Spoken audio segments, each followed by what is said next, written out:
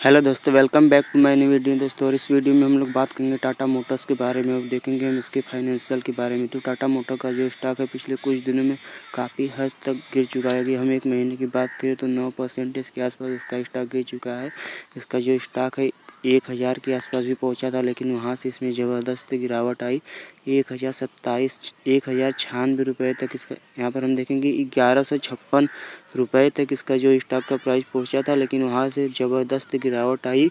और स्टॉक एक समय 724 पर भी अवेलेबल था। और इस समय स्टॉक जो है, यदि हम बात करें तो एक दिन के अंदर इसमें 1-2% की तेज़ी देखने को मिली है। और इसमें हम देख रहे हैं कि अब ये कमबैक करने की तैयारी कर रही है। क्या टाटा मोटर्स का ये कमबैक हो सकता है? ये जो 1-2% का इसमें प्रॉफिट बुक किया है, इसके बाद इसका शेयर फिर से चलेगा, तो इस पर हम डिटेल में डिस्कस करेंगे।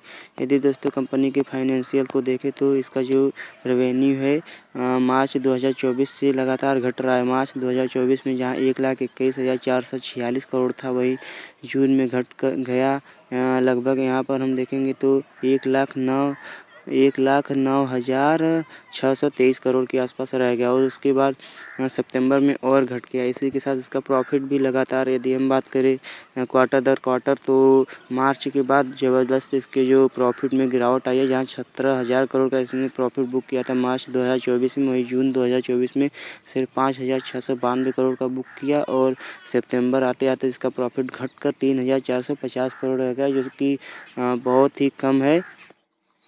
सिर्फ यही मुख्य कारण है इस कंपनी में जो इसके स्टॉक का जो गिरावट इसने दिखाया है। यदि पिछले 1-2 महीनों की बात करें तो मुख्य कारण यही है कि इसका जो स्टॉक इतना गिरा है।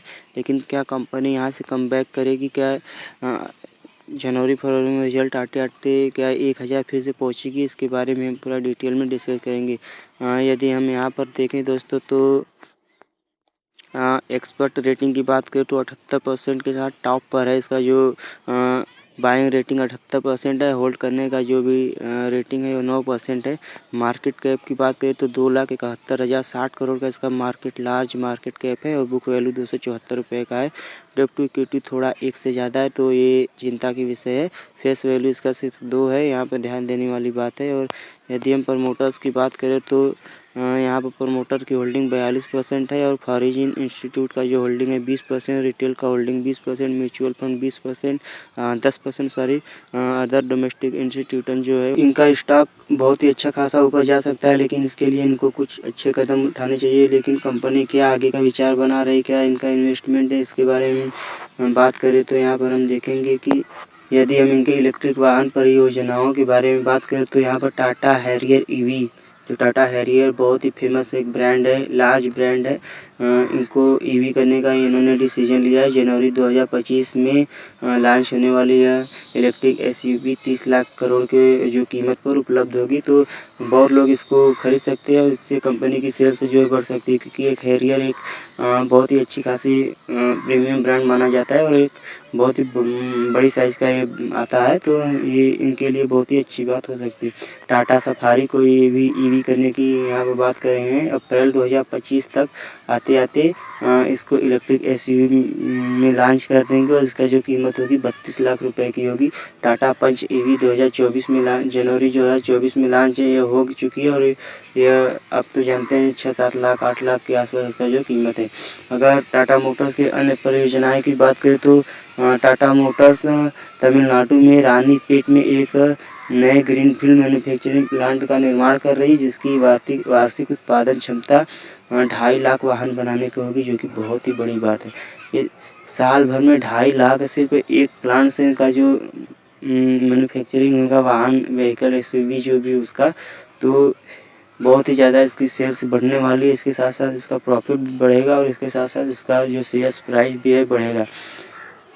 अगर यहाँ पर देखिए हम कुछ और टॉपिक के बारे में, तो एडवांस्ड ड्राइवर असिस्टेंट सिस्टम जो टाटा मोटर जो है विकसित कर रहे हैं, ये एक काफ़ी अच्छी बात है कि हमारे देश में वाहन पर इतना जोर दिया जा रहा है कि असिस्टेंट वाहन जो हो। तो Tata motor advance driver assistant system के विकास पर काम कर रही है, जो वाहनों को सुरक्षित और स्मार्ट बनाने में मदद करेगा। उसके बाद दोस्तों हम यहाँ पर देखें तो ऑटोनोमस वाहन, टाटा मोटर्स ऑटोनोमस ऑटोनोमस वाहनों के विकास पर भी काम कर रही है, जो भविष्य में वाहनों को स्वचालित रूप से चलाने में ध्यान देना होगा अपने प्रॉफिट के ऊपर। टाटा मोटर्स का प्रॉफिट घट रहा है, घटे ना, यहाँ से अगर इनका प्रॉफिट बढ़ता है अगले क्वार्टर में तो यहाँ पर हम देखेंगे इसके शेयर में भी ज़बरदस्त जो ऊंचाई लगाते दिखेगी भविष्य में। तो यदि आप लोगों ने इसमें इन्वेस्ट किया है तो प्लीज़ अपना जो धैर्य है बना कर रखिए और वेट कीजिए कि इसका कब कम बैक होगा, क्योंकि ये दोस्तों लार्ज कैप कंपनी है। तो ये अगर इसमें आप वेट करते हैं एज ए लार्ज टाइम इसमें इन्वेस्ट करते हैं तो आपको ज़रूर प्रॉफिट होगा। यदि वीडियो पसंद आया तो प्लीज़ हमारे यूट्यूब चैनल को सब्सक्राइब कीजिए और वीडियो को लाइक कीजिए। Thanks for watching.